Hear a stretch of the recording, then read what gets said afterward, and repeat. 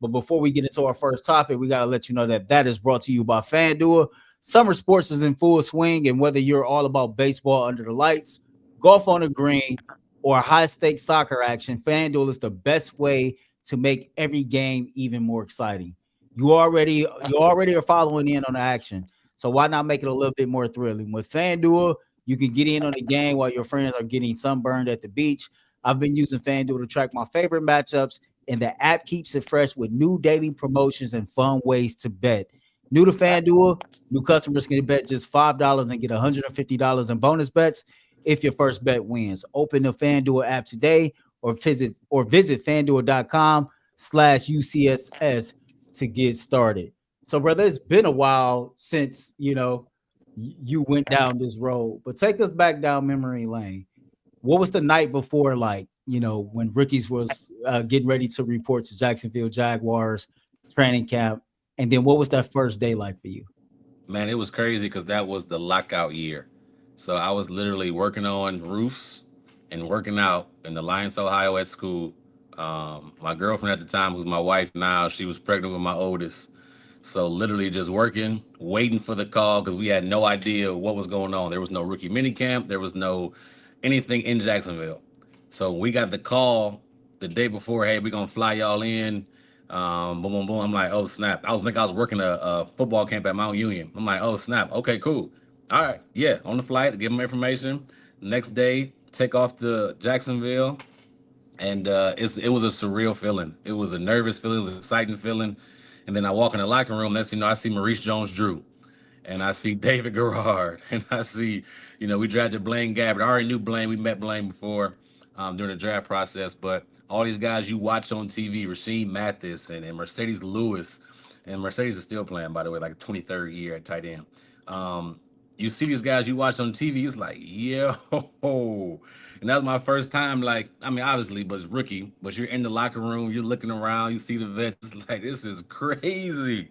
And then when you step on the field, it's go time. It's high intensity. You feel the tension from everybody because you want to prove yourself, especially with no mini camp beforehand. But it's fun, man. The fans are so into it. They are loving what's going on. They're excited you out there. It's a thrill for a rookie to finally live your dream because it's like you go through the whole process of proving yourself. You play your senior season, you prove yourself at different bowl games, combines, meetings, all these things. Now, boom, you're there. I get to play football, and you don't relax, but it's like, all right, now I can do what I came here to do. You know what I mean? So it's definitely a real good feeling. Sweet, sweet. So as we talked about, we got some rookies that's about to get started today. Veterans will be there Tuesday on the 22nd as we get the football season underway. Mason Graham, Carson Schlesinger, Quinshon Judkins. Of course, he has the legal issues. We don't know when he will arrive, and he has still not signed his rookie contract. We'll talk about that. Dylan Sampson, Dillon Gabriel, and Shador Sanders. That is the Cleveland Browns rookie class. Bro, as we go through this list and we just talk about players who are under the most pressure to perform this season, at the top of that list for you would be who?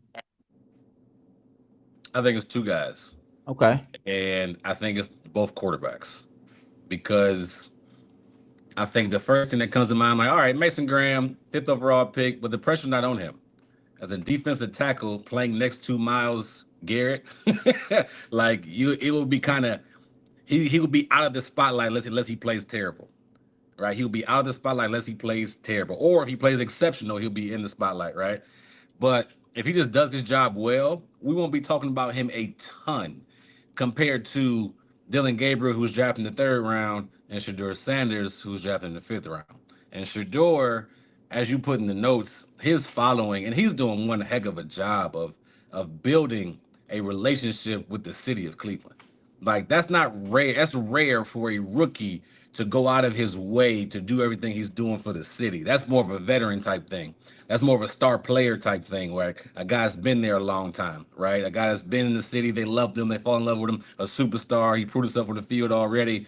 He's doing this before he even proved himself, which is amazing. So for him to do that's a big deal.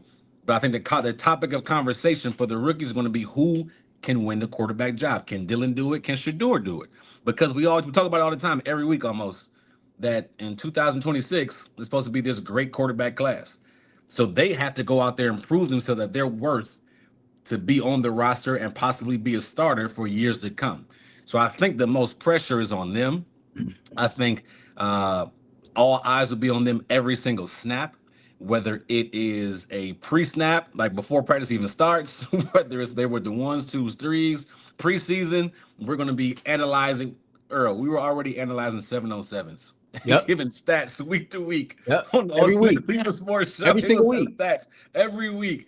So training camp come, I believe it's going to be that plus more.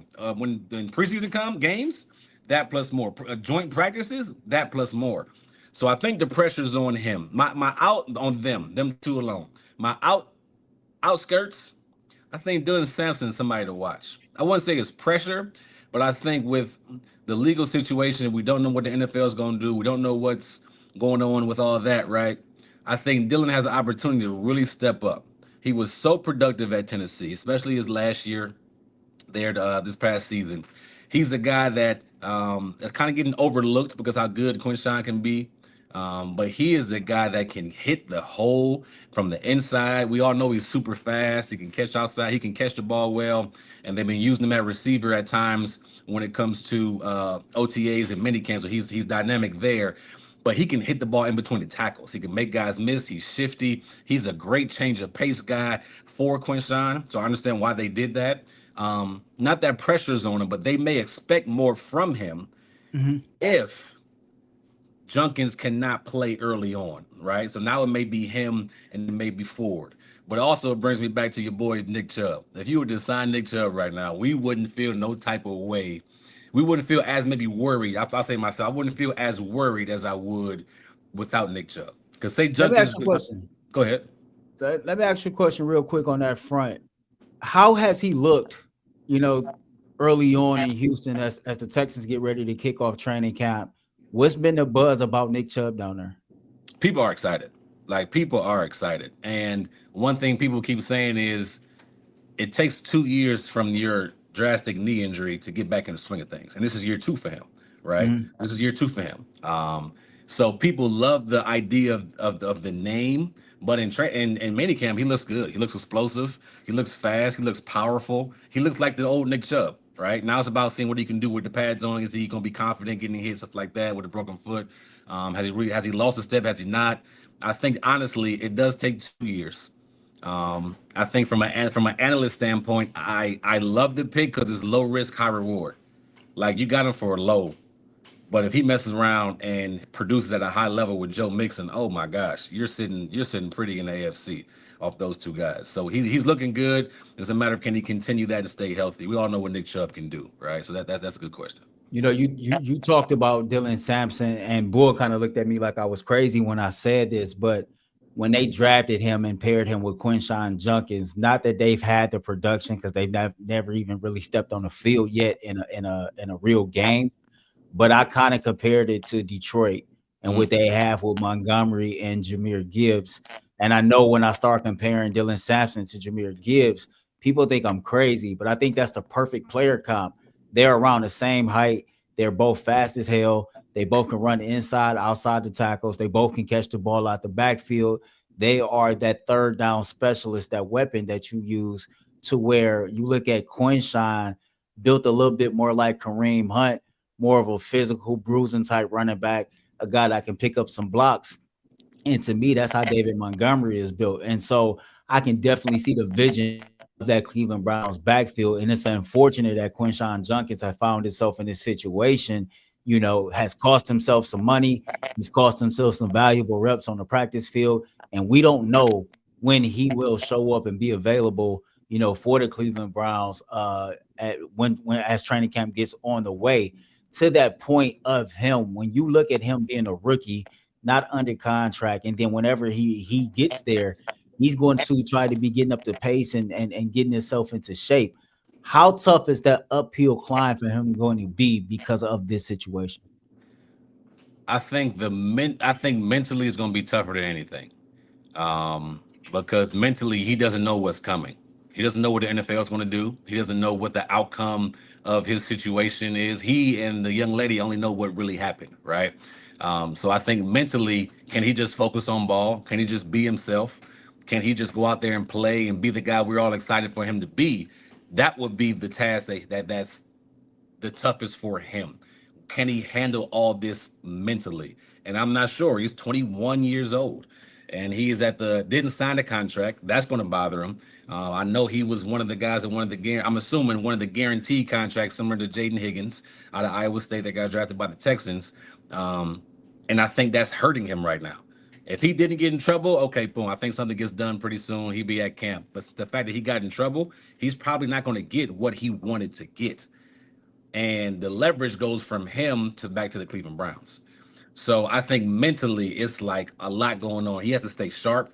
He has to understand, okay, this is not the end of my career. It's still the beginning of it, right? And I still can bounce back from whatever is found out and whatever is true, whatever is not true. He still can bounce back and go out there and win these fans over and play good football, excuse me. But mentally, he's going to have to be strong, man. And that's tough, as you know, as a grown man our age, but especially for a 21-year-old in the spotlight. And again, only him and that girl know what really happened and what went down. Yeah. We all got opinions and facts, and police reports say this and that, but we don't know till all the facts get out there. But that's going to be the hardest part for him. Yes, he got to stay in shape. He'll eventually get caught up when that time comes. It's just mentally, especially if he's out for a long time, a month or two, or whatever the case may be. That's gonna be difficult. I know a photo surfaced of him late last night in the green, jumpsuit and handcuffs standing before the judge. And regardless of how that situation plays out, we all know, like, the NFL governed by their own rules, and just the optics alone, he's already probably cost himself a 60-game suspension. And so, it's going to be an uphill climb. But me and you both believe in redemption and being able to redefine yourself. And truthfully, man, these are opportunities to grow. I just pray for them both in this situation. They are young adults, and we all know, like, being able to regulate your emotions at that age is tough. Because if we still struggle with that and we late 30s, imagine what they going through. Like, that's just on a human side of things. For me, when I look at the player that's under the most pressure to perform, for me, is Dillon Gabriel for a few reasons, and I'll just lay them out for you.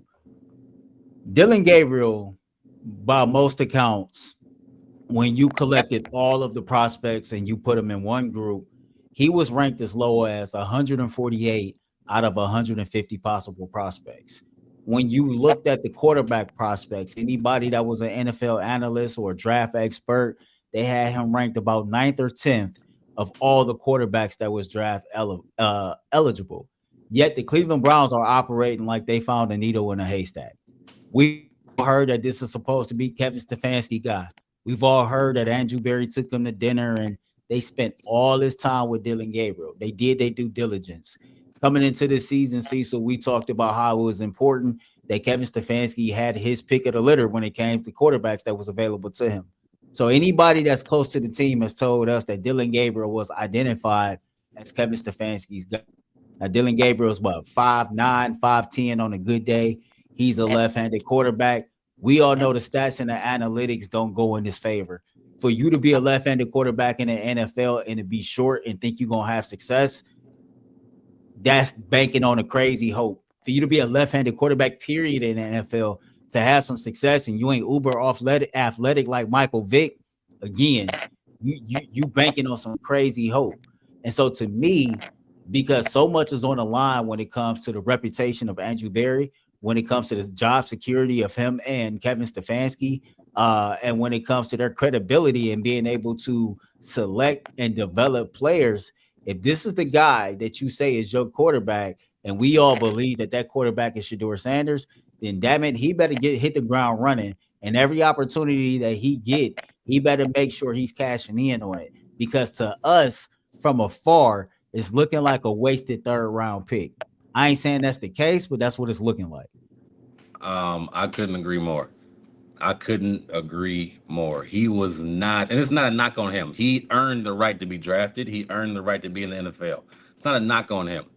But when every expert says he's the 9th or 10th best quarterback, and he's a somewhere between a third day draft pick, When you look at just Oregon quarterbacks in general and what their success is like in the league, or like you mentioned, the shorter Oregon type, the shorter left-handed type quarterbacks, they're not too they don't pan out to be starters, superstars in the NFL. Can he play in the league? He probably can. He can play, bounce around, be a backup, not doubting that part.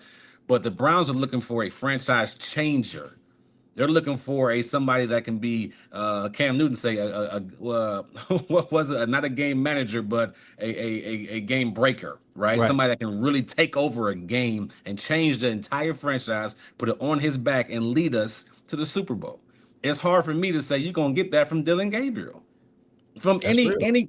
I just don't see it, right? So it's gonna be interesting. I totally get where you're coming from. It's gonna be interesting to watch him because all eyes are right. Like if he doesn't do something right, if he doesn't show out, and he's a third round pick, we're gonna be like, why did you draft him in the third round? And again, this goes back to Andrew Berry. It goes back to him and who he drafts, and he has not drafted extremely well, I would say, in previous years. So definitely, eyes are gonna be on Dillon Gabriel.